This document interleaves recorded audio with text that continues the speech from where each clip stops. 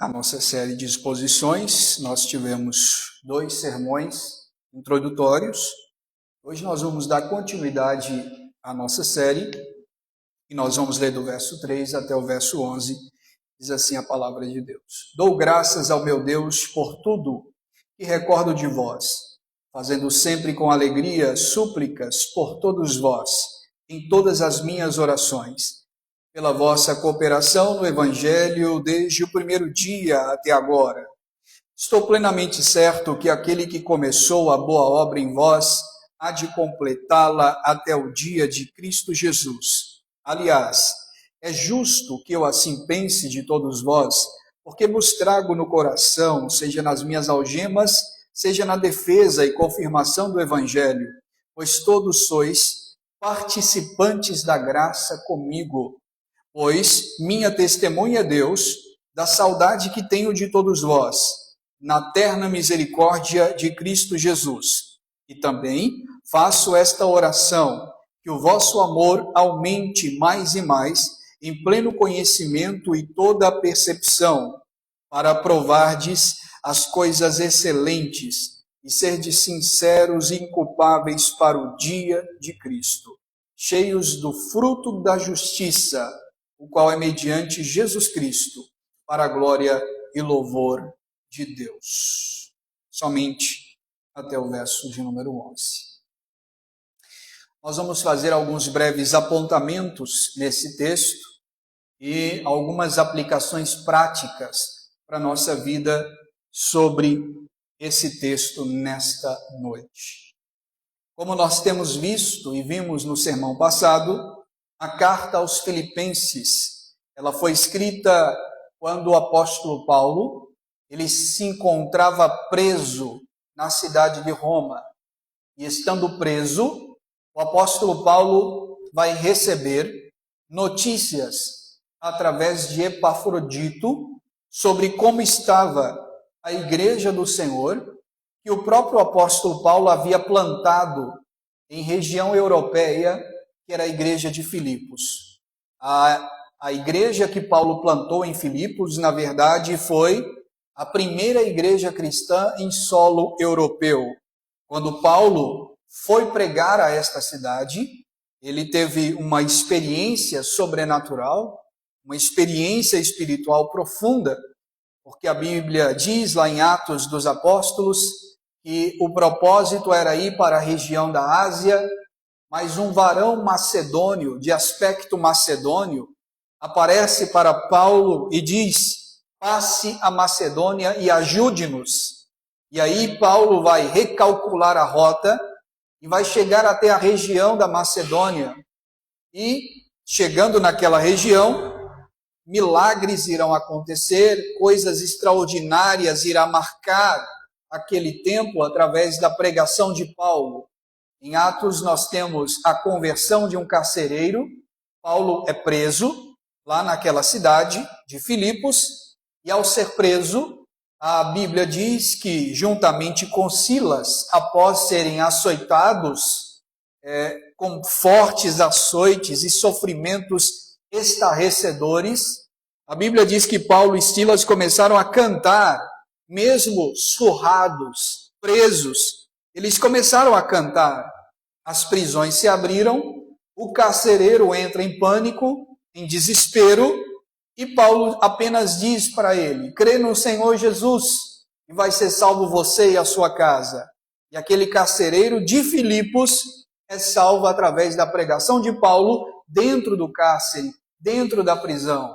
O texto bíblico também diz que na cidade de Filipos havia uma jovem menina, uma jovem mulher possessa por espíritos malignos, e Paulo irá expulsar o espírito desta moça. A Bíblia também fala-nos da conversão de uma mulher chamada Lídia, que também era naquela mesma região de Filipos. A Bíblia diz que quando Paulo pregou, Deus abriu-lhe o coração para que ela fosse convertida. Nós temos exemplos maravilhosos de como Deus usou Paulo naquela região. Porém, Paulo estava em profunda perseguição. Agora, ao escrever a carta a essa igreja, nessa região chamada Filipos, aos filipenses. E, humanamente falando, seu ministério parecia limitado e encerrado, porque provavelmente já fazia um bom tempo que Paulo estava preso, humanamente falando, ministério limitado. Ele não mais podia visitar as igrejas na região da Macedônia, ele não podia viajar, ele não podia plantar novas congregações, nem abraçar esses irmãos que ele mesmo havia conhecido e fundado, plantando esta igreja naquela região. Irmãos aos quais ele amava profundamente. Entretanto, havia algo em Paulo que nenhuma prisão podia impedir. E isto se chama a comunhão com Deus. E isso ninguém pode tirar de um homem. Podem calá-lo, podem prendê-lo, mas a comunhão com Deus não pode ser perdida, não pode ser arrancada, porque mesmo em prisões, o apóstolo Paulo vai escrever uma das cartas mais belas do Novo Testamento, que vai nos dar uma riqueza de profundidade extraordinária do que nós conhecemos de evangelho bíblico e verdadeiro nesta carta. Paulo não podia falar de Deus aos filipenses pessoalmente, mas Paulo pode falar com Deus a favor deles, a favor dos filipenses. E isso nos ensina uma das maiores lições da vida cristã, que quando nossos pés são impedidos de caminhar, nossos joelhos ainda podem dobrar-se em oração e clamarmos ao nosso Deus, que é rico e poderoso, para nos abençoar e nos socorrer diante das dificuldades. O apóstolo Paulo aqui no capítulo 1, verso 3 até o verso 11, ele vai orar por esses irmãos, que outrora ele havia plantado essa igreja, e que agora preso ele está impedido de ir visitá-los, mas isso não o impediu de orar por eles, de apresentar a eles a vida deles em oração. Mais uma vez eu ressalto que Paulo estava impedido pessoalmente de ir visitá-los, os seus pés e as suas mãos estão presos, mas a palavra de Deus não estava presa, a oração não estava presa. E antes de entrar na oração propriamente dita, o apóstolo Paulo nos ensina duas grandes verdades fundamentais aqui nesse texto. Em primeiro lugar, nós precisamos entender, ao ler esse texto, que Paulo está preso, mas a palavra de Deus não está algemada. Ele diz no verso 3, veja comigo o texto: dou graças ao meu Deus, por tudo que recordo de vós. Dou graças ao meu Deus, por tudo que recordo de vós. Paulo está preso, mas ele não está derrotado. Ele não se considera prisioneiro de César, mas ele se considera prisioneiro de Cristo. Porque mesmo estando preso, esse homem ainda continuava fazendo a obra de Deus. Mesmo em prisão, mesmo em cárcere privado, esse homem ainda continua servindo a Deus. Quer seja por meio de orações, quer seja por meio de recomendação pessoal, que é o caso de Epafrodito, quer seja por meio de epístolas, que é o caso da epístola aos Filipenses. Ele não se considera prisioneiro de César, mas servo de Cristo, porque Roma controla suas correntes e cadeias, mas Cristo é aquele que controla a sua história e a verdade do Evangelho que sempre prevalece. Logo, as circunstâncias, elas nunca escapam do controle divino. Para os imperadores de Roma, para os soldados romanos, nós paramos Paulo, aprisionamos Paulo, e agora nós vamos ficar sossegados, porque esse homem não mais vai perturbar o Estado, esse homem não mais vai falar sobre Jesus, porque Jesus, para os romanos, era uma espécie de a escória romana após a sua ressurreição. Então nós vamos calar esse homem agora com a prisão, mas mal sabiam eles que Deus estava no controle de tudo. E a prisão de Paulo foi profundamente necessária para que nós tenhamos esta carta. Se Paulo não estivesse sido preso, nós não teríamos a carta aos Filipenses. Veja como as circunstâncias, elas sempre estão debaixo do controle do Deus que é todo poderoso, do Deus que tudo pode, do Deus que controla todas as coisas. Enquanto Paulo estava preso, o evangelho continuava avançando a todo vapor. O carcereiro podia fechar uma cela, mas não podia fechar o céu, não podia fechar a pregação do evangelho. As algemas de Paulo prendiam os seus braços e os seus pés, mas não podiam prender a palavra de Deus que saía da boca desse homem, e a oração que esse homem fazia naquela prisão foi suficiente para que Deus trabalhasse na vida dos filipenses e essa igreja se tornasse uma igreja exemplo ao seu tempo. E hoje nós estamos lendo esta carta. Veja que coisa magnífica é isso. Quantas vezes imaginamos que Deus ele deixou de agir, mesmo sendo Ele Deus? Nós podemos, em algum momento de fraqueza, imaginar que Deus, Ele deixou de agir por causa das circunstâncias. Nós nunca devemos esquecer que Deus é especialista em circunstâncias aparentemente impossíveis na nossa vida, porque aquilo que é impossível aos homens é possível para Deus, diz a palavra do Senhor. Quantas vezes nós podemos imaginar que as circunstâncias podem ser desfavoráveis, mas nós não devemos esquecer que nós servimos um Deus de Paulo. Esse mesmo Deus que Paulo diz: graças ao meu Deus eu dou por tudo que recordo de vós. Ele está preso, mas ele recorda de quando ele plantou esta igreja, de quando ele esteve em comunhão com esses irmãos, e aqui ele dá graças a Deus, porque ele recorda disso.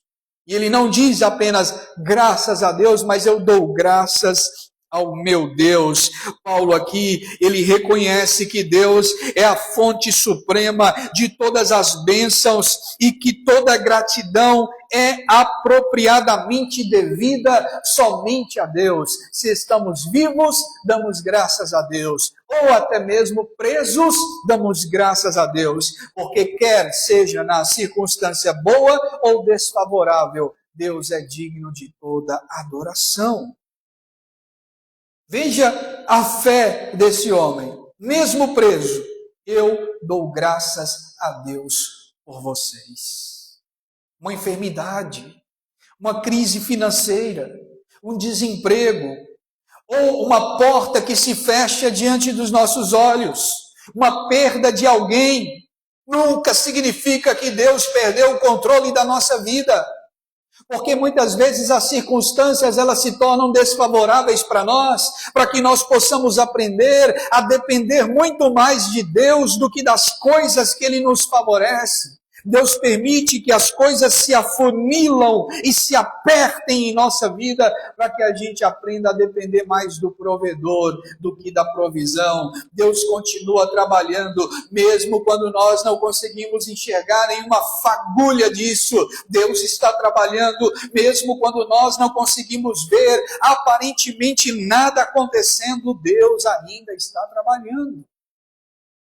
O desespero poderia vir sobre a vida de Paulo naquele instante, mas veja a oração desse homem: eu não aceito essas cadeias, eu não aceito essas prisões, eu não aceito esta dificuldade. Não, ele diz: eu dou graças ao meu Deus por tudo que recordo de vós.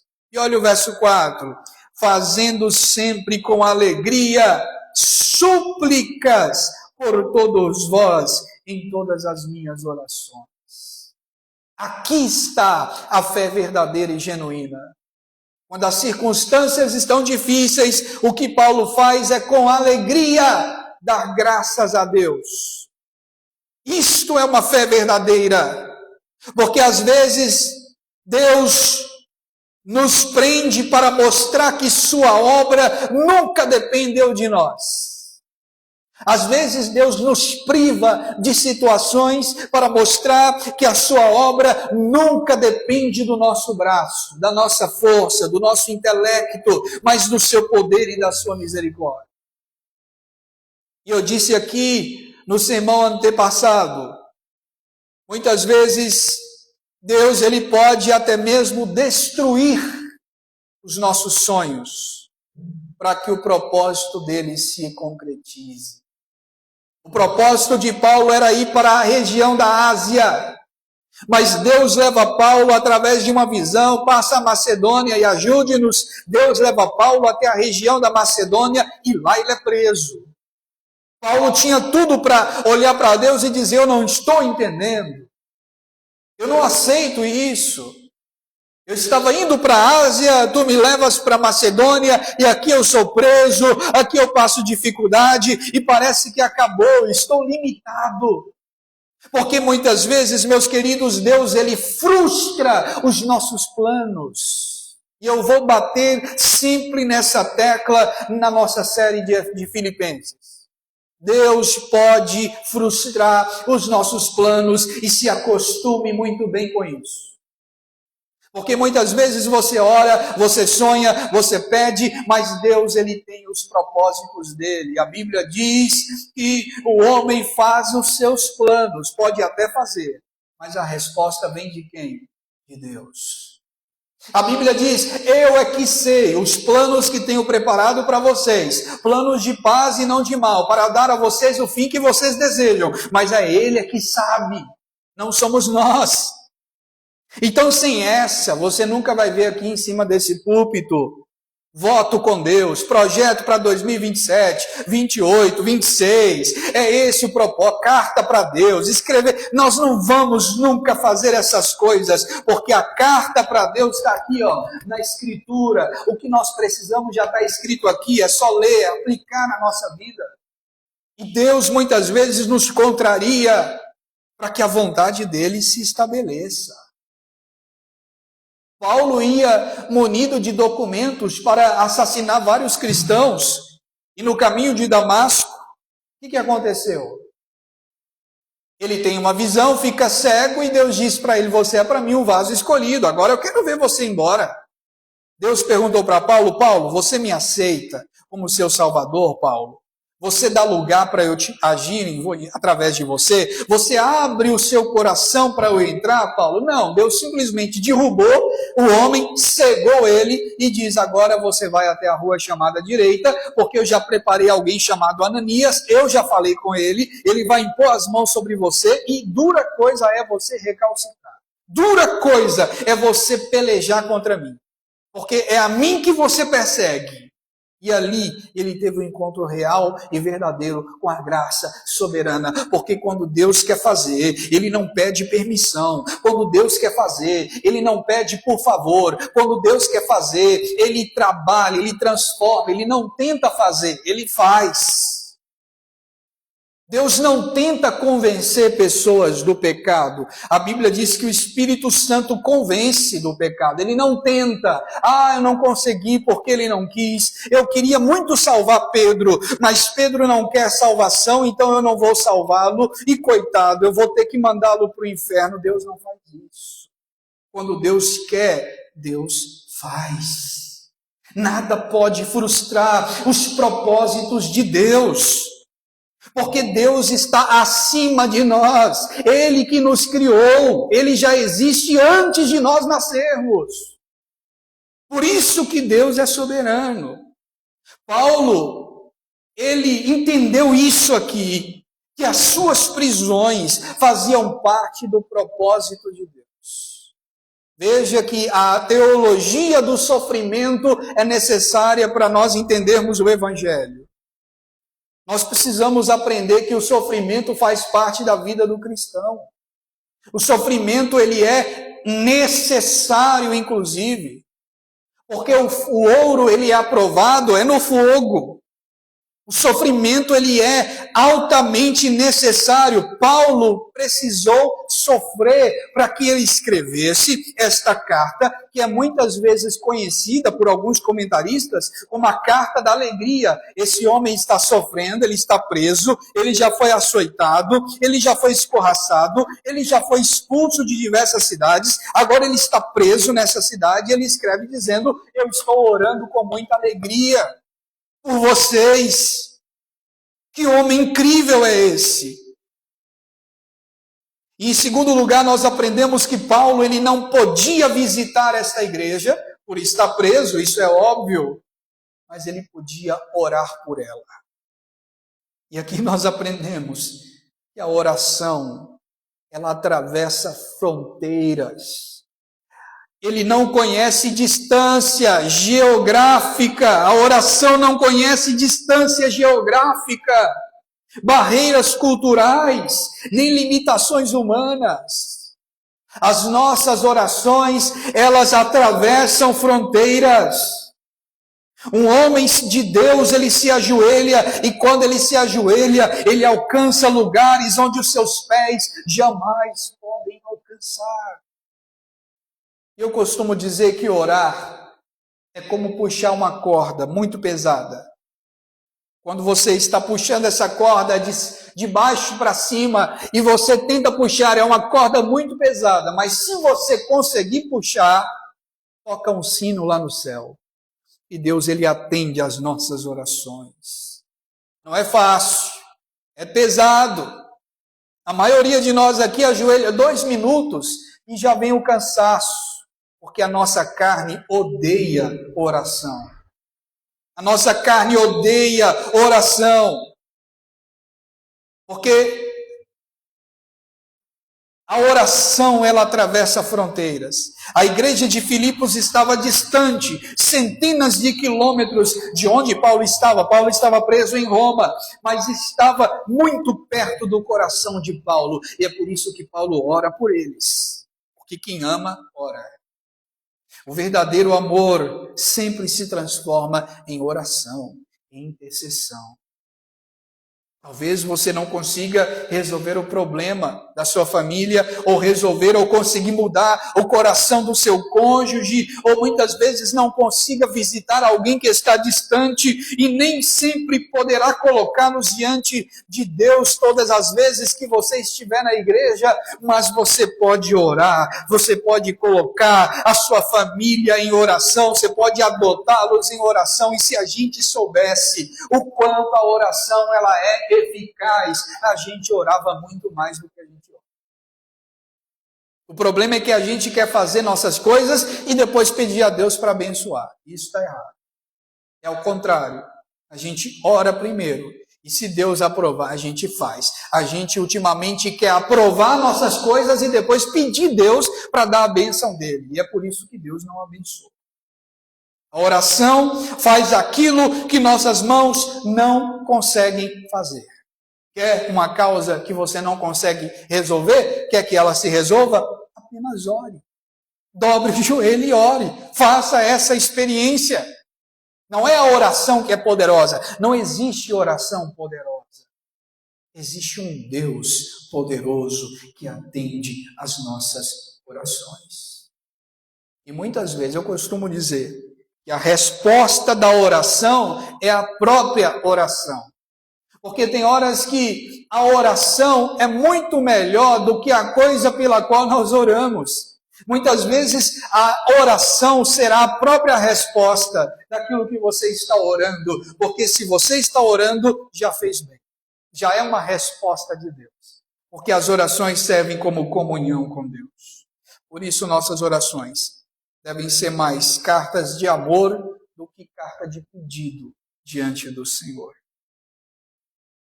Paulo não pode visitar, mas ele ora. Verso 3, dou graças ao meu Deus, porque tudo recordo de vós, fazendo sempre com alegria, súplica por todos vós, em todas as minhas orações. 5, pela vossa cooperação no Evangelho, desde o primeiro dia até agora. Ele está sendo grato a essa igreja, que o auxiliou e que está a todo vapor, continuando firmes na presença de Cristo.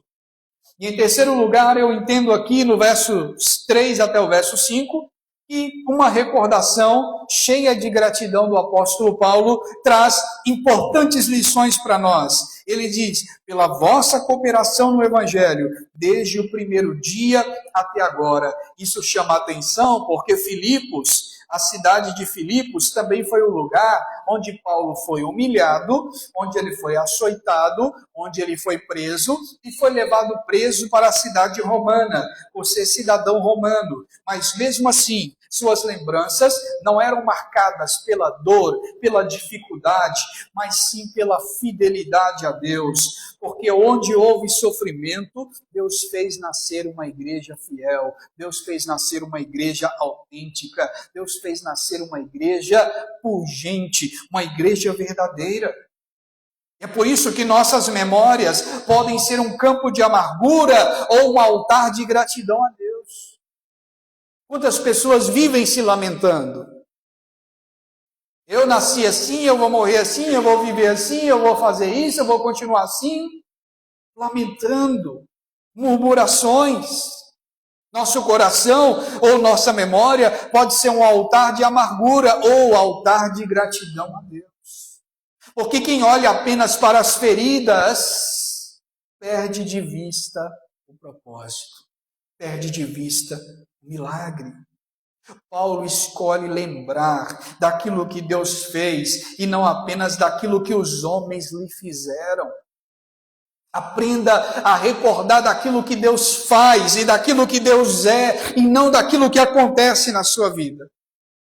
E aqui no verso 4, Paulo diz: fazendo sempre com alegria, súplica por todos vós, em todas as minhas orações. Nós temos uma oração de um homem com o seu corpo totalmente perdido, o seu corpo surrado, preso, mas uma oração cheia de alegria. Paulo afirma que orava sempre, não era orar só naquele momento, é orar sempre. Não é por algumas pessoas, é por todas, com alegria. Portanto, a oração de Paulo, ela possui aqui 4 características importantes. Primeiro, era constante, fazendo oração sempre, constante. Ele não orava de forma ocasional, era sempre. Ele intercedia, e a intercessão de Paulo fazia parte da sua vida. Ou seja, a vida de Paulo era uma vida de oração. Por isso ele foi um dos maiores apóstolos do Novo Testamento. É engraçado, chega a ser engraçado falar isso. Porque não existe vida cristã sem vida de oração, meus irmãos. Não existe vida cristã sem vida de oração. E nossa vida de oração, eu sempre digo, ela está na UTI espiritual. Nossa vida de oração está respirando por aparelhos, porque a gente não ora. A gente espera a situação ficar feia para a gente orar. A gente espera as coisas piorarem para a gente lembrar que existe um Deus no céu que não dorme, não cochila e que está com todo vapor olhando sobre nós. Ele olha sobre nós, ele tem os seus olhos fixados sobre nós a todo momento. E a gente não ora. A oração para Paulo não era um evento. A oração era um estilo de vida. Existem pessoas que só oram quando estão no culto. Existem pessoas que só oram quando estão no culto. A gente consegue reorganizar prioridades quando a gente vê iPhone 17 novo, na caixa, na mão, enquanto a Bíblia está empoeirada no canto. Veja quais são as nossas prioridades. TV ligada, mas a Bíblia está empoeirada no canto. Sabe o que Charles Spurgeon diz sobre isso? Na sua Bíblia tem pó, na capa da Bíblia tem pó suficiente para você ir com o dedo e escrever condenação. A gente não lê a Bíblia, a gente não ora. Martinho Lutero diz: considere inútil o dia que você não abriu a Bíblia e não leu. Considere esse dia inútil. Tem gente que consegue ficar 24 horas do dia sem pegar uma Bíblia para ler. Tem gente que consegue. Mas pessoas que têm o propósito como Paulo, que tem Deus como prioridade na sua vida, jamais. Porque Paulo ele não está orando dentro de casa, no conforto do lar, ou no culto, como nós estamos aqui. Esse homem está preso, esse homem está sofrendo, e ele diz, eu não oro por mim, eu oro por vocês, e não oro agora, eu oro sempre, e não oro com tristeza, eu oro com alegria. Pela vossa cooperação no Evangelho, desde o primeiro dia até agora. Olha o verso 6. Estou plenamente certo de que aquele que começou boa obra em vós há de completá-la até o dia de Cristo Jesus. Ou seja, eu estou preso, eu estou limitado, mas a palavra de Deus não está presa, a palavra de Deus não está limitada, eu estou aqui algemado, eu estou aqui preso, mas Cristo vai completar a obra até o dia em que ele voltar. Ele vai completar a obra que ele começou, ele não deixa nada pela metade. Não importa quem está preso, a palavra de Deus não está.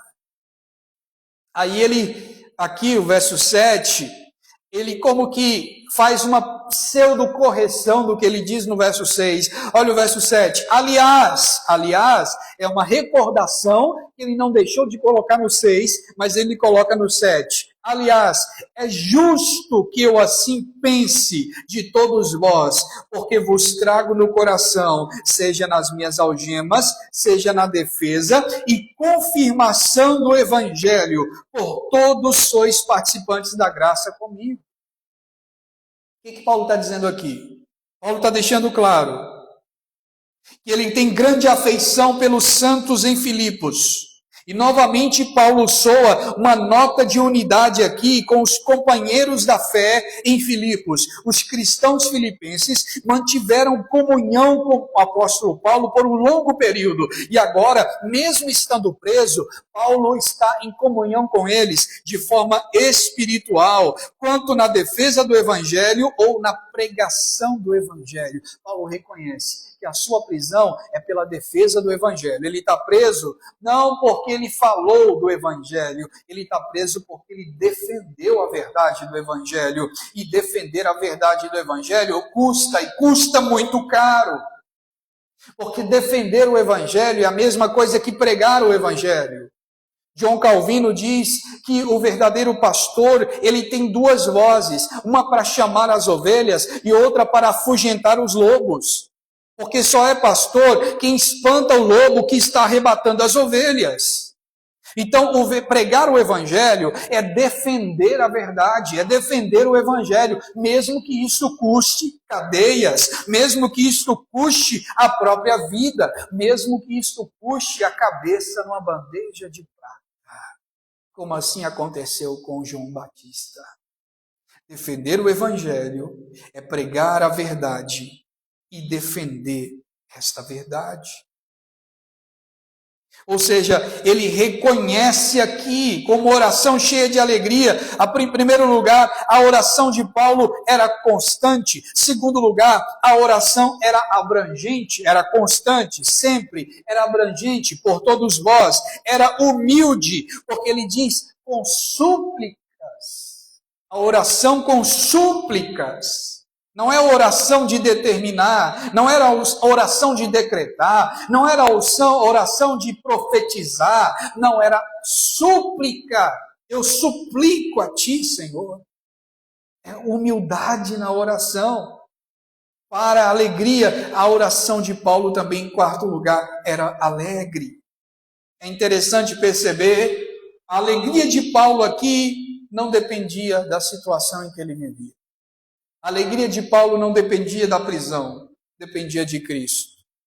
Paulo, ele entendeu que a prisão, ela não roubou a sua liberdade verdadeira.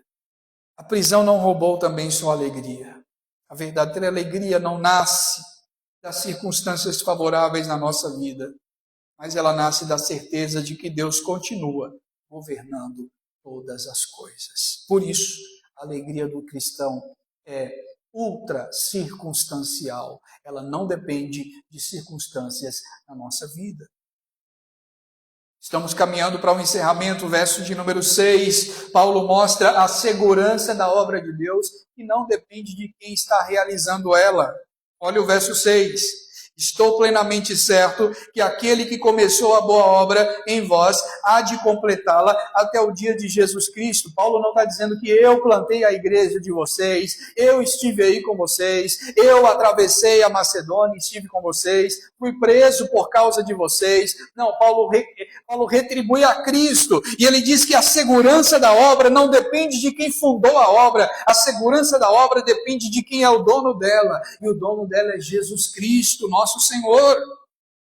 E esse é um dos textos mais consoladores de toda a Escritura. Aquele que começou uma boa obra em vós, há de aperfeiçoar até os dias de Cristo Jesus. Ou seja, toda a salvação pertence a Deus. Deus inicia, Deus sustenta, Deus preserva, Deus aperfeiçoa e Deus completa a salvação. Ela não é do homem, ela é de Deus. A expressão grega aqui que Paulo usa é enarxamenos. Enarxamenos, no grego, significa aquele que começou, aquele que iniciou deliberadamente a obra. Ou seja, aquele que começou sem pedir permissão, aquele que começou sem pedir alguma causa permissiva, mas começou deliberadamente, ele mesmo quis, então ele mesmo a completa. O verbo para levar à conclusão aqui é o verbo epitelesei, que significa levar até a completa conclusão. Ele não deixa nada pela metade. E é por isso que se ele começou uma obra, ela vai chegar até o final. Ele não vai deixar a obra pela metade. Paulo afirma aqui que Deus nunca abandona aquilo que ele começou. E é por isso, meus irmãos, que nós afirmamos que a salvação não pode ser perdida. Porque se Deus te salvou, você está salvo. Se Deus te salvou, você está salvo. Você só perde a salvação se você mesmo se auto-salvou. Se você escolheu ser salvo, aí você vai perder, você pode ter plena certeza disso. Mas se Deus te salvou, quem é que vai tirar você de Deus? Quem é que vai chegar diante de Deus e tomar da mão dele? Se foi Deus que salvou, Jesus diz assim: vós sois as minhas ovelhas, e das minhas mãos ninguém as arrebatará. Se Deus decidiu salvar você, você está salvo. Porque aquele que em vós começou uma obra, vai aperfeiçoar. A obra não depende de Paulo, a obra não depende de Bruno, a obra não depende de Pedro, de João, de Tiago. A obra é de Cristo e se ele começou a obra, ele conclui. Ele conclui. Porque Deus não depende de nós. Paulo afirma que Deus nunca abandona aquilo que ele começou, Deus nunca abandona aquilo que ele iniciou. Nós desistimos de propósitos, nós desistimos de projetos, nós protelamos situações, nós procrastinamos nossos projetos. Deus nunca. Nossa santificação ainda está em andamento, mas a salvação já está garantida. A santificação é progressiva, mas a justificação foi um ato exclusivo, decisivo de Cristo na cruz do Calvário. Lá na cruz, ele já lidou com a culpa do pecado e, perdoando nossos pecados, ainda nos justificou, ou seja, nos declarou justos diante de Deus. E Paulo diz: quem nos separará do amor de Deus que está em Cristo Jesus? A altura, profundidade, morte ou espada, perigo ou nudez, coisas do presente, coisas do futuro, nada poderá nos separar do amor de Deus que está em Cristo Jesus, o nosso Senhor. Nada é nada mesmo. E é por isso que eu digo sempre, eu vou repetir, nós não estamos dando continuidade àquilo que Jesus começou. Nós estamos anunciando aquilo que ele já concluiu. Eu vou repetir. Nós não estamos dando continuidade àquilo que Jesus começou. Nós estamos anunciando aquilo que ele já terminou, aquilo que ele já concluiu. Lá na cruz ele disse, está consumado e ponto final. Tetelestai. Não tem mais nada a fazer. Agora é anunciar aquilo que já foi feito, o sacrifício da cruz. É anunciar aquilo que ele já concluiu por nós. Não é a obra de Deus mais a sua obra, porque se for a obra de Deus mais a sua obra, anula o sacrifício de Cristo. Cristo não depende de você para nada. A autossuficiência da cruz, a suficiência de Cristo, indica que é somente a obra de Cristo. E é por isso que é solos Christus. O pecador nada sola gratia. O pecador nada pode fazer para ser salvo. Só o sacrifício de Cristo. A salvação é pela graça. Se você tiver que fazer alguma coisa para ser salvo, já não é mais graça. Graça é não merecimento. Você não merece. Não fez por merecer. Então você é salvo. Deus só salva pessoas que não merecem. Deus só salva pecadores. E é por isso que eu digo, a única coisa que eu fiz para ser salvo foi ter pecado. Só isso. E Deus perdoou meu pecado e me justificou. A obra é dele e não minha. Nós caímos. Deus permanece de pé.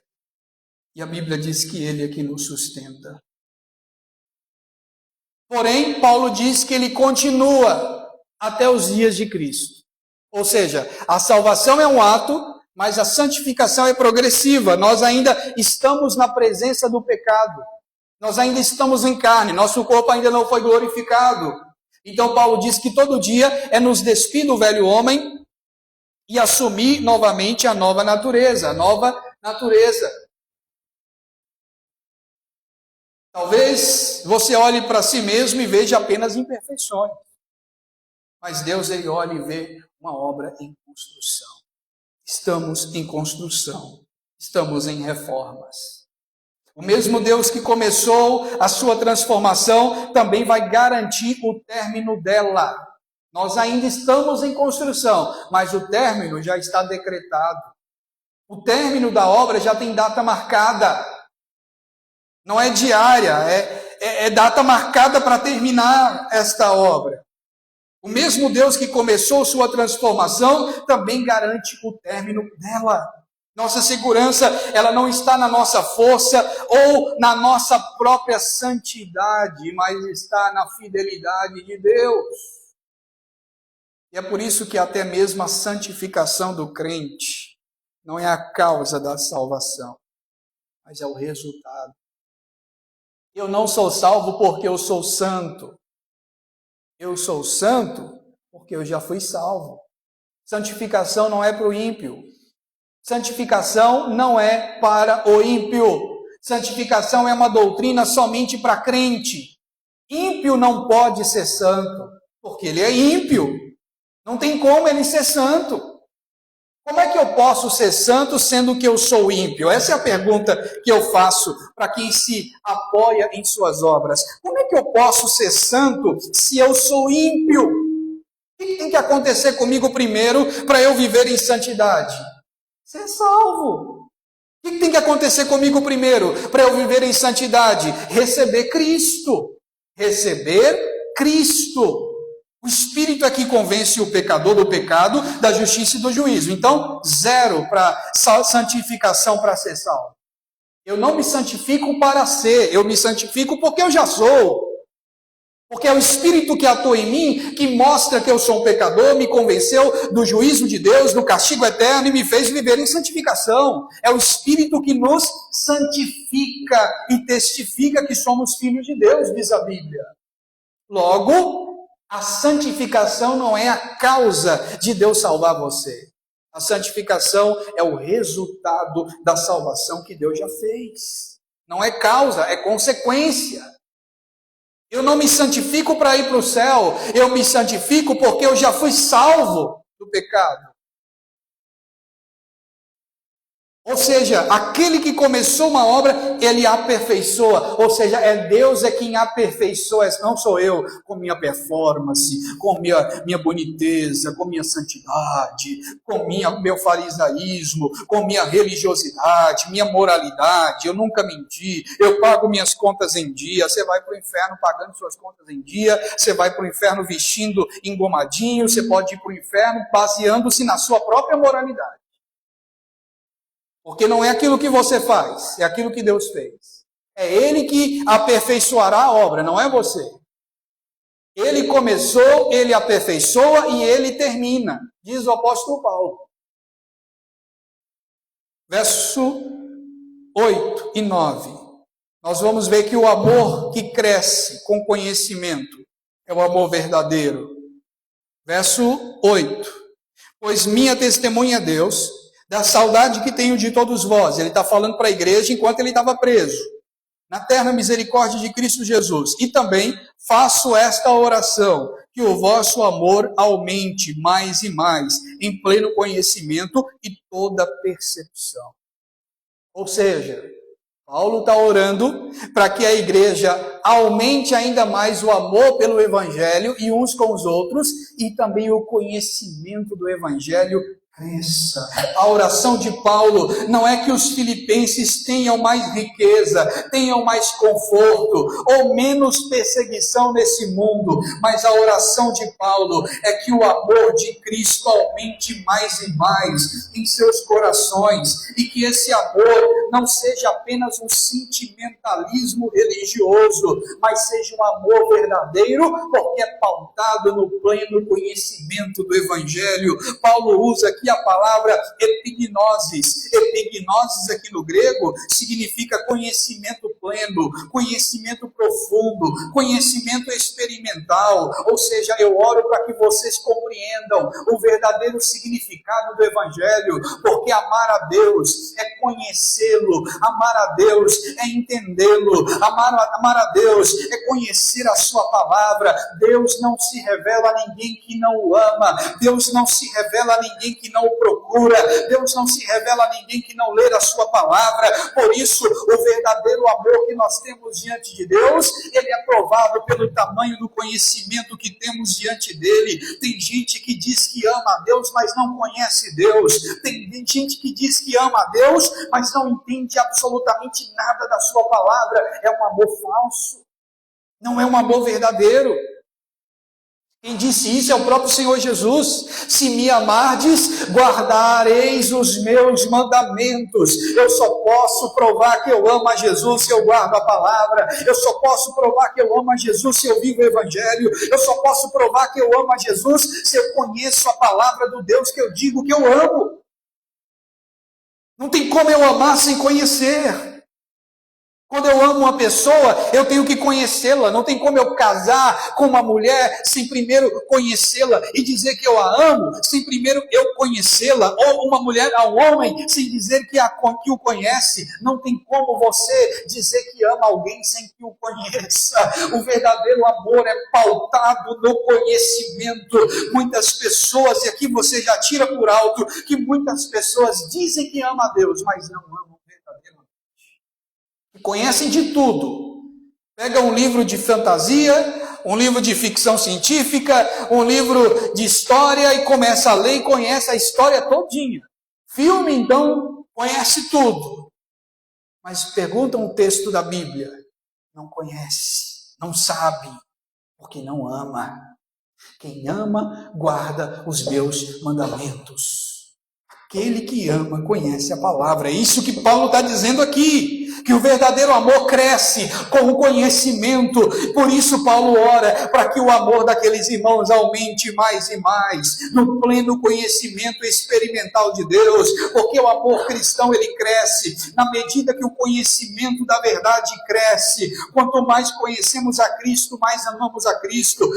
Quanto mais nós vimos ao culto, quanto mais ouvimos uma pregação como essa, expositiva, mais a gente ama, mais a gente glorifica, mais a gente vive em santificação, mais a gente produz frutos dignos daquilo que a gente ouve. Porque o verdadeiro amor é pautado no quanto nós o conhecemos. O amor sem conhecimento torna-se emoção. E aqui você entende. Por que tem gente nas igrejas que dá piruetas, e dá 2, 3 metros de altura para cima, e braba, e baba, e rola, e derruba a cadeira, e faz e acontece, mas não ama verdadeiramente a Cristo. Aquilo ali é sempre fogo de palha, é fogo estranho, não é o verdadeiro amor a Cristo. Porque o verdadeiro amor é pautado no conhecimento. Se vocês me amam, vocês guardam minha palavra. Se vocês me amam, vocês provam que me amam, guardando aquilo que eu ensinei para vocês. Não é sentimentalismo, não é show pirotécnico, não é emoções baratas. Eu não vou passar sem dizer. Eu sempre digo, seria tão fácil para mim encher esse local aqui, era só apagarmos as luzes, pintar uma dessas paredes aqui de preto, ou toda a igreja de preto, e colocar luzes cênicas, coloridas, jogo de fumaça, e contratar algum grupo de dançarinas, para ficarem dançando, mulheres dançando com pedaços de pano, joga para um lado, joga por outro, e dançando, falando que está dançando para Jesus. Claro que isso aqui é lotar de pessoas, para se entreter, para achar bonito, para tirar foto, para olhar o local bem ornamentado, para ter um status para colocar nas redes sociais, mas isso não seria a pregação genuína do Evangelho. Não estou dizendo que nesses lugares não se prega o Evangelho, pode-se pregar o Evangelho, mas tudo indica que não, porque a performance é outra, o objetivo é outro, é o entretenimento, não é o verdadeiro Evangelho da graça. Porque quem ama não é pautado em emocionalismo barato, mas sim em conhecimento. O verdadeiro amor, ele torna-se verdadeiro através do conhecimento. O Evangelho verdadeiro, ele une duas coisas: discernimento espiritual e conhecimento bíblico e teológico. Discernimento espiritual e conhecimento bíblico e teológico. Isso é o que essa geração Nutella, essa geração fraca que nós temos hoje precisa. Discernimento espiritual e conhecimento teológico. Sinceridade diante de Deus, uma vida irrepreensível, frutos de justiça produzidos para Cristo, almas que se convertem verdadeiramente a Cristo só vêm através do conhecimento bíblico. O que adianta eu dizer 10 pessoas vieram aqui à frente? Você aceita? Aceito. Você vive isso? Eu vivo. Você promete isso? Prometo. Aí quando sai para a porta da fora, vive a mesma vida que viveu, ou pior. Aí a pessoa diz, tá vendo? 10 almas nessa noite. Mas aí a pessoa só faz uma confissão michuruca e vive a mesma vida de pecado que vivia lá fora. Isso não é o verdadeiro Evangelho. É por isso que lá, eu já vou terminar, lá em Atos capítulo 3, o apóstolo Pedro começou a pregar, após a descida do Espírito Santo, Atos capítulo 2. A Bíblia diz que Pedro começou a pregar. Enquanto Pedro pregava, ele não chamou ninguém para vir à frente. A própria multidão começou a dizer, estamos perdidos. O que a gente tem que fazer, Pedro? E Pedro disse, arrependei-vos e sede cada um de vós batizados em nome do Pai, do Filho e do Espírito Santo. Porque quando o verdadeiro Evangelho é pregado, o pregador não precisa chamar ninguém para vir à frente. É o próprio Espírito Santo que convence pela pregação do Evangelho o pecador. Vamos concluir? Verso 10 e 11. Paulo vai dar para nós, nos versos 10 e no verso 11, o motivo pelo qual ele ora, para que a igreja tenha esse conhecimento profundo do Evangelho. Qual é o motivo? Verso 10. Para aprovardes as coisas excelentes e serdes sinceros e inculpáveis no dia de Cristo. Vocês podem provar emocionalismo, qualquer coisa, mas se vocês tiverem um conhecimento profundo e elevado do Evangelho, eu quero que vocês tenham, para que vocês provem coisas excelentes, ou seja, coisas que não estão aqui nessa superfície. Essas pessoas que vivem de emoção, que vivem de emocionalismo, elas estão no raso, num lugar bem raso, na superfície. Mas aquele que tem um conhecimento profundo, ele mergulha para provar as coisas excelentes e ser sinceros e inculpáveis para o dia de Cristo. Aí, verso 11, Paulo conclui, veja, cheios do fruto de justiça, o qual é mediante Jesus Cristo, para a glória e louvor de Deus. Ou seja, eu quero que vocês entendam tudo isso para quê? Para que vocês deem frutos, para que quando Jesus voltar e estiver diante de Deus, vocês apresentam os frutos de justiça. Quais são as aplicações desse texto para nós? Em primeiro lugar, esse texto nos ensina verdades profundas para a nossa caminhada cristã. Primeiro, esse texto nos ensina que nenhuma circunstância pode impedir de Deus de agir. Paulo estava preso. Se Paulo podia servir a Deus preso, você também pode servir a Deus diante de qualquer situação. Pode ser no câncer, pode ser na dificuldade, pode ser em cima de um leito, pode ser respirando por aparelho, pode ser mancando de uma perna ou sem uma perna, pode ser com olho ou só com um ou sem os dois, pode ser de qualquer forma. Você pode vencer, você pode viver uma vida que glorifica a Deus diante de qualquer circunstância.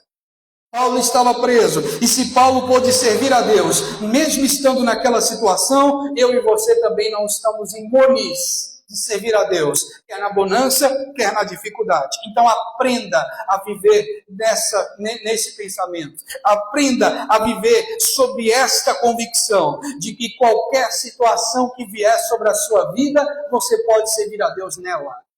Chega desse falso evangelho, chega dessa palhaçada, desse negócio de que você não deve aceitar. Você deve aceitar sim a dificuldade, abraçá-la, aceitar a cruz, porque Jesus diz, tome ela, abrace ela e siga-me, ou então você não serve para mim. Tome a sua cruz e siga-me, então não segue. Se é para seguir a Jesus, achando que você está indo para Nova York, se é para seguir Jesus, achando que você está indo para Disney, se é para seguir a Jesus, achando que você está indo para uma colônia de férias, você não está seguindo o Jesus verdadeiro. Porque quando Jesus disse, segue-me, ele estava indo para o Calvário. Ele estava indo para a cruz, ele estava indo para ser morto e crucificado, e todos que o seguiram também serão. Seguir a Cristo é seguir a Cristo para onde? Para Las Vegas? Não, é seguir a Cristo para o matadouro, é seguir a Cristo para o altar, é seguir a Cristo para o sacrifício, é seguir a Cristo para morrer juntamente com Ele. Esse é o verdadeiro evangelho. Não tem esse negócio de campanha da porta aberta, da chave, da bandeja de prata, de ouro, da chave que abre qualquer porta, não vai abrir porta nenhuma para você. A porta que vai abrir é a porta da dificuldade, a porta da perseguição, e você tem que aprender a servir a Cristo mesmo diante da dor, mesmo diante da dificuldade, e sem murmurar. Dói, é difícil, é duro, mas é o verdadeiro evangelho da graça. E é isso que Paulo nos ensina. Segundo, a oração continua sendo um dos maiores ministérios da igreja. Paulo nos ensina que, diante de tudo isso, ele ora, mas ora com alegria. Não cessem suas orações diante da dor. Em terceiro lugar, nossa memória deve produzir gratidão e não amargura. Ele tinha tudo para reclamar, mas ele ora com alegria. Ele agradece a Deus pelos irmãos com alegria. Quarto, Deus nunca abandona a obra que Ele começou. Se Deus começou uma obra em sua vida, Ele vai aperfeiçoá-la. Ainda estamos sendo moldados, ainda estamos sendo trabalhados, mas a promessa é que nós somos salvos, porque Ele vai concluir a obra, Ele não vai deixar ela pela metade. E por fim nós aprendemos, nos versos 8 até o 11, que o maior crescimento de um cristão é experimentado no amor. E o amor é provado no conhecimento. É crescer em amor.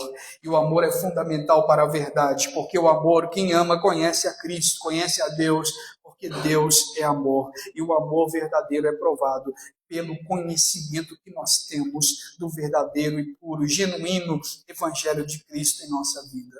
Que essa seja também a nossa oração. Senhor, faça o nosso amor transbordar, crescer em conhecimento, produzir frutos de justiça e glorificar teu nome, mesmo diante das situações adversas em nossa vida, em nossos corações. Fiquemos em pé nesta noite.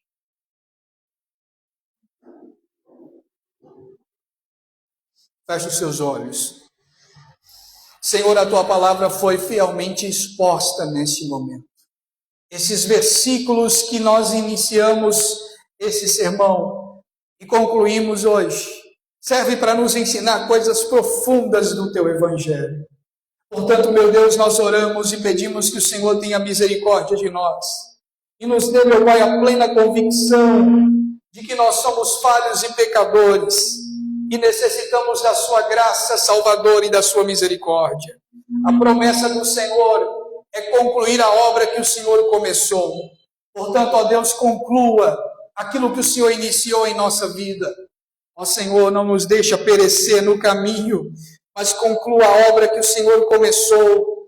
Nós oramos para que o Senhor mostre a sua misericórdia, em nome de Jesus, ó Pai, e que possamos juntos crescer em graça e conhecimento da sua palavra. Em nome de Jesus, Senhor, nós oramos para que esta palavra esteja gravada em nossos corações, em nossa alma, e que nós possamos, ó Pai, cada dia mais crescer em amor, em conhecimento bíblico, para que não sejamos enganados. Oh, Senhor, conclua a obra que o Senhor começou em nós. Nós oramos neste momento e apresentamos diante de Ti, Senhor. Eu oro por cada um que está aqui esta noite, os que estão acompanhando através das redes sociais, que sejam abençoados, que sejam alimentados pelo poder da Sua palavra, em nome de Jesus, em nome do Teu Filho Jesus, em nome de Jesus, ó Pai.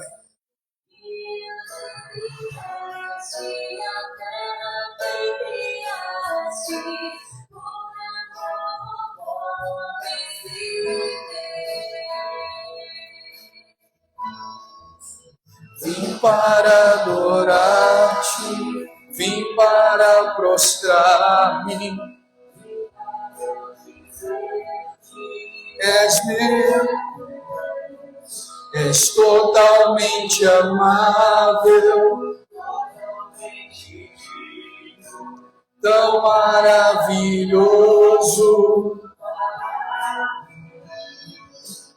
Vim para adorar-te, vim para prostrar-me, vim para dizer que és meu, és totalmente amável, totalmente digno, tão maravilhoso para mim.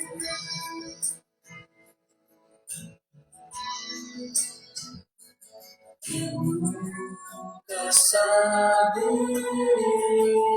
o preço dos meus pecados lá na cruz.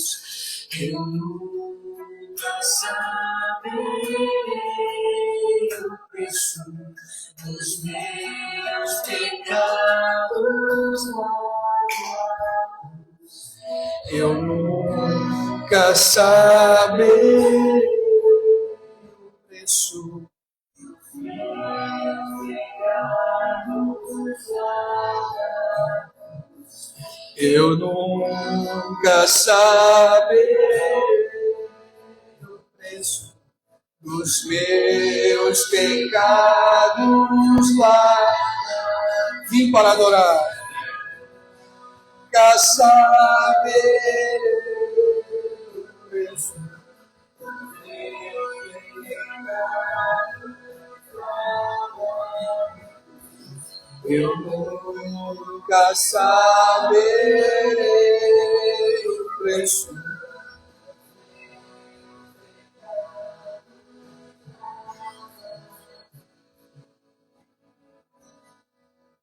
Vim para adorar-te, Vim para prostrar-me, vim para dizer que és meu Deus, és totalmente amável,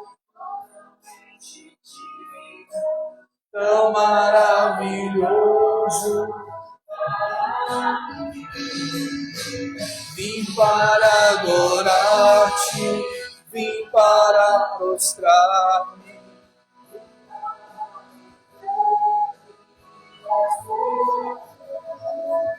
És totalmente amável.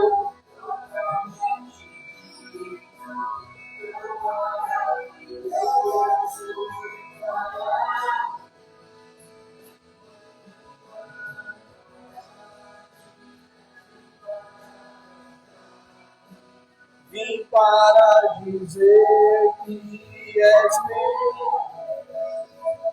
és totalmente amável, tão maravilhoso para mim. Vim para perto quero estar. Amém, queridos? Nós vamos, neste momento, estar participando da mesa do Senhor. Você que irá cear, permaneça em pé. A Bíblia diz assim: porque eu recebi do Senhor o que também vos entreguei. Na noite em que o Senhor Jesus foi traído, ele tomou o pão, e tendo dado graças, partiu e disse: isto é o meu corpo que é dado por vós. Fazei isto em memória de mim. A ceia nos traz a tríplice lembrança: o passado, o presente e o futuro. O passado nos lembra a morte de Cristo, o presente, a comunhão com Cristo, e o futuro, a nossa ressurreição com Cristo. Jesus diz: fazer isto em memória de mim, e Paulo diz: fazer isso até que ele venha. Então a ceia, ela é um memorial do sacrifício de Cristo, da comunhão presente, e nós faremos isso até que Jesus venha. Jesus disse que nós teremos uma ceia gloriosa na eternidade, que é chamado de as bodas do Cordeiro. Então a ceia, ela é eterna, ela sempre será preservada como memorial do sacrifício vicário. Vicário quer dizer substitutivo. A palavra vicário quer dizer substitutivo, ou seja, Jesus nos substitui na cruz. Ele é o nosso substituto, porque ele morreu a morte que seria nossa. Ele morreu para que nós tenhamos redenção e tenhamos salvação. Amém? Estenda as suas mãos para a mesa, vamos orar e apresentar. São dois elementos: o vinho, que é apenas um suco de uva, mas que após orado representa, simboliza, tá? O corpo de Cristo, o sangue de Cristo. E o pão, que é apenas um pão integral, mas que simboliza, não se transforma, não tem transubstanciação nenhuma, é apenas um símbolo do corpo de Cristo. Tá? São dois elementos naturais, não tem espiritualidade nenhuma após o momento simbólico. Pode ser descartado, pode beber as crianças, não tem nada de misticismo em cima desses dois elementos. Eles são apenas símbolos, são dois elementos naturais, feitos de forma natural, pão e suco, mas após ser orado, simboliza apenas, representa o corpo e o sangue de Cristo Jesus. Amém? Oremos. Senhor, nós apresentamos esses dois elementos diante de Ti. Oramos para que o Senhor, ó Pai, nos abençoe. Mais uma vez, nós iremos participar desta comunhão sagrada, através desse sacramento que é a ceia do Senhor. E pedimos que o Senhor prepare-nos neste momento, tenha misericórdia de nós, nos ajude a trazer sempre à memória o significado teológico, espiritual da ceia do Senhor, e que possamos, ó Pai, todo momento estarmos em comunhão, não somente nesse momento da ceia, mas que nossa vida seja uma vida de comunhão diária, completa, aos olhos do Senhor. Em nome de Jesus, nós oramos, te agradecemos, te louvamos por esta mesa, por esse alimento, por esses frutos que aqui estão também, que serão por nós consumidos. Nós te damos graças por essa mesa e por cada um, meu Pai, que está em comunhão contigo e com a sua palavra. Obrigado por este momento. Nós te louvamos e te agradecemos para a glória e honra do teu nome. Amém, Senhor. Graças a Deus.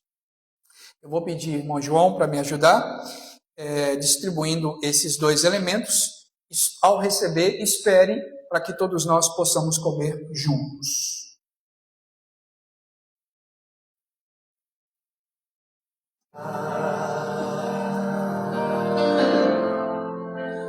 Junto aos teus pés,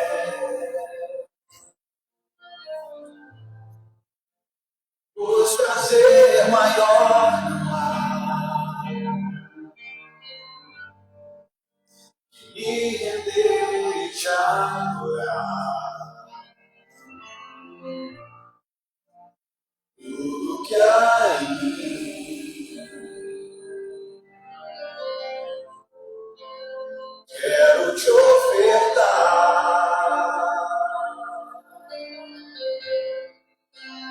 mas ainda é pouco, eu sei. Se comparado ao que eu sou apenas certo, meu amigo me tornei. Levante apenas o pão para cima, porque eu recebi do Senhor o que também vos entreguei. O Senhor Jesus, na noite em que foi traído, ele tomou o pão. Levante o pão para cima. E tendo dado graças, o partiu e disse: isto é o meu corpo, que é dado por vós. Fazei isto em memória de mim. Podemos comer apenas do corpo de Cristo neste momento.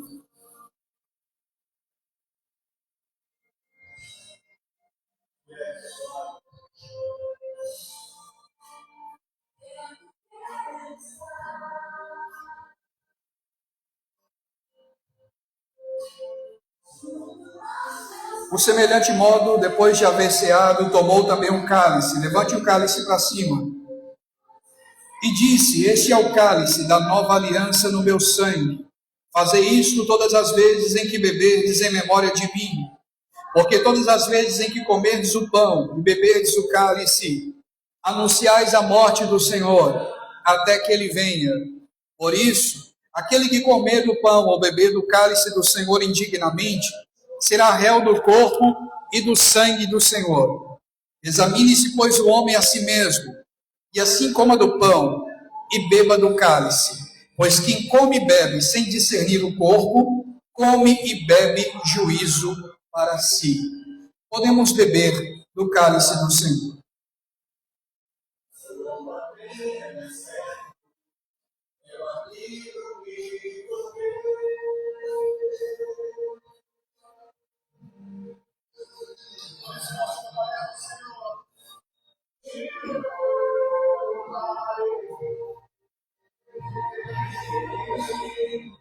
Não importa as circunstâncias, Adorarei, adore ao Senhor.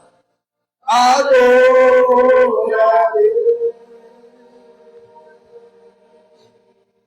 somente a ti, Jesus.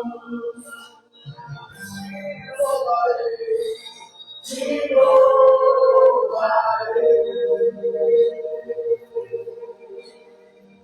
Não importam as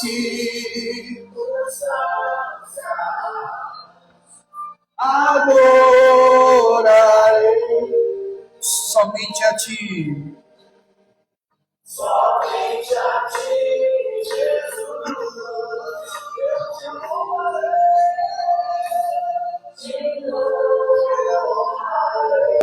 Senhor, nós te louvamos por este momento ímpar e estarmos juntos nesta noite. Obrigado, Senhor, por esse momento de comunhão. Nós te agradecemos, Senhor. Obrigado, Jesus. Obrigado por mais um mês.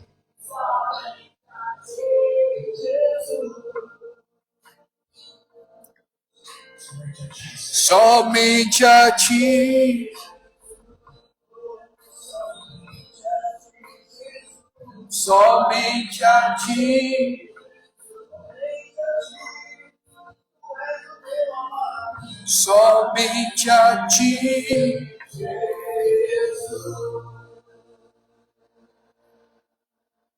Pode se assentar. Nós vamos já dar término ao culto, dando alguns anúncios. Primeiro, na próxima quarta-feira, nós continuamos com o nosso culto nas quartas-feiras. Vamos dar continuidade, né? Aos cultos nas quartas-feiras. Nós vamos focalizar o culto da quarta-feira mais como culto de ensinamento.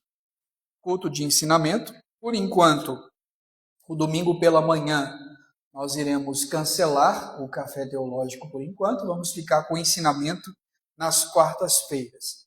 Então, será um culto mais voltado para ensinamento. Eu acho que todo culto, né? Na verdade, é um ensinamento.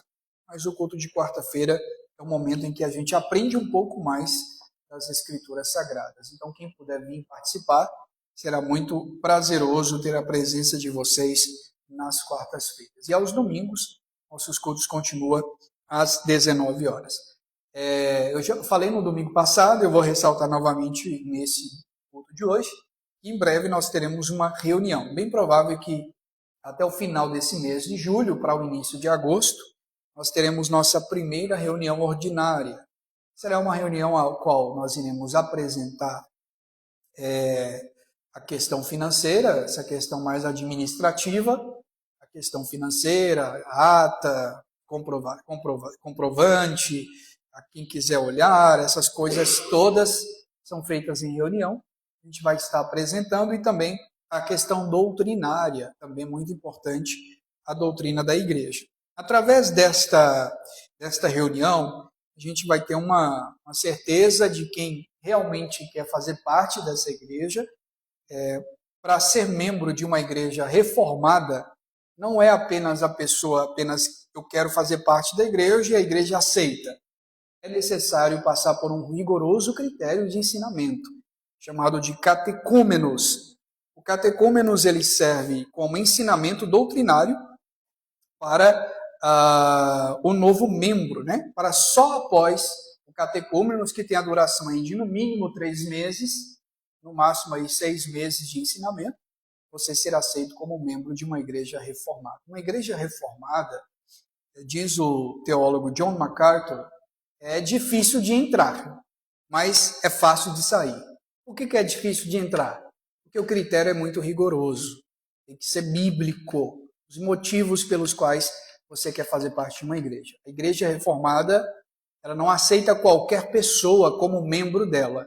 Qualquer pessoa pode vir ao culto, ser visitante, congregante, ou seja, fazer parte de visitantes, fazer parte das visitas da igreja. Mas ser membro é necessário ser auxiliado, ser observado e ensinado para depois, então, ser membro de uma igreja reformada. Então, tudo isso a gente vai tratar também em reunião, uma reunião ordinária, tá?